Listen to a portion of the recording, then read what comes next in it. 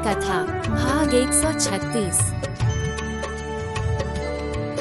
श्रीमद् गोस्वामी तुलसीदास जी द्वारा लिखित श्री रामचरितमानस उत्तरकांड। दोस्तों, हम आज आपसे कुछ बातें कहना चाहते हैं।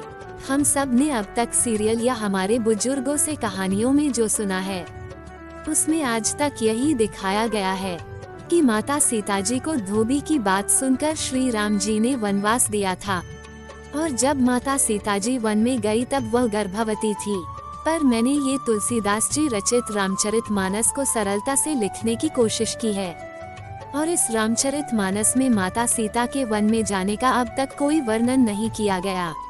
इसीलिए मैं जैसे तुलसीदास जी लिखित रामचरितमानस में जो वर्णन किया गया है वही लिख रही हूँ। तो आप सबको निवेदन है कि हमें गलत मत समझना। रामायण कथा भाग 136 प्रारंभ। श्री रघुनाथ जी के राज में हर कोई बहुत ही प्रसन्न और संतुष्ट है। सभी की प्रभु के चरणों में बहुत ज्यादा प्रीति है। समयांतर में माता सीता जी के लव और कुश 2 पुत्र उत्पन्न हुए, जिनका वेद पुराणों में भी वर्णन किया गया है।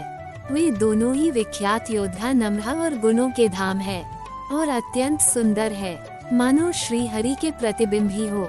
उसी समय में दो पुत्र सभी भाइयों के हुए, जो बड़े ही सुंदर और गुणवान और सुशील थे, जो ज्ञान, वाणी और इंद्रियों से परे और अजन्मा है। वही भगवान श्रेष्ठ नरलीला करते हैं। प्रभु प्रातः काल सरयू में स्नान करके ब्राह्मणों और सज्जनों के साथ सभा में बैठते हैं। वशिष्ठ जी वेद और पुराणों की कथा का वर्णन करते हैं और श्री राम जी सुनते हैं। वे अपने भाइयों के साथ ही भोजन करते हैं। प्रभु का अपने भाइयों के प्रति प्रेम देखकर सब माताएं आनंद से भर जाती है। भरत जी और शत्रुघ्न जी दोनों भाई हनुमान जी सहित उपवनों में जाकर वहां बैठकर हनुमान जी से श्री राम जी के गुणों की कथा पूछते हैं, और हनुमान जी अपनी सुंदर बुद्धि से प्रभु का वर्णन करते हैं। प्रभु श्री राम जी के गुणों का वर्णन सुनकर दोनों भाई अत्यंत सुख पाते हैं। समय बीतता जा रहा है। सबके यहाँ घरों में अनेक रामचरित की कथाएं होती है। पुरुष और स्त्री सभी श्री रामचंद्र जी के गुणगान करते हैं, और इस आनंद में दिन रात कब बीतता है वह भी नहीं जान पाते कोई। जहाँ भगवान श्री रामचंद्र जी स्वयं राजा होकर विराजमान है, उस अवधपुरी के निवासियों की सुख संपत्ति का वर्णन तो हजारों शेष जी भी नहीं कर सकते। नारद और सनक आदि मुनीश्वर सब कौशल राज श्री राम जी के दर्शन के लिए प्रतिदिन अयोध्या आते हैं, और इस दिव्य नगर को देखकर वैराग्य भी भूल जाते हैं। अयोध्या नगरी में सुवर्ण और रत्नों से बनी अटारियां है। उनमें मणि और रत्नों की अनेक रंगों की सुंदर ढली हुई फर्श है। नगर के चारों ओर अत्यंत सुंदर परकोटा बना है, जिस पर सुंदर रंग बिरंगी कंगूरे बने हैं। उज्ज्वल ऊपर आकाश को छू रहे हैं। महलों में बहुत सी मणियों से रचे हुए झरोखे सुशोभित हैं, और घर घर में मणियों के दीपक शोभा पा रहे हैं। महल सुंदर, मनोहर और विशाल है।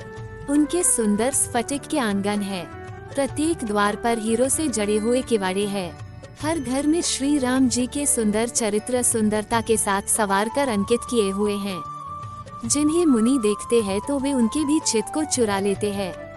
श्री रघुनाथ जी के राज्य में बालकों ने भी सुंदर बहुत से पक्षी पाल कर रखे हैं, जो मधुर बोली बोलते हैं और उड़ते हुए सुंदर लगते हैं। बालक तोता मैना को पढ़ाते हैं कि कहो राम रघुपति। राजद्वार सब प्रकार से सुंदर है। गलियां, चौराहे और बाजार सभी सुंदर है। आगे की कथा अगले भाग में। जय श्री राम।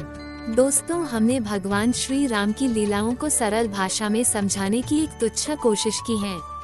आपको हमारी कोशिश अच्छी लगी हो तो वीडियो को लाइक कीजिए और चैनल को सब्सक्राइब कीजिए। कमेंट में जय श्री राम लिखिए।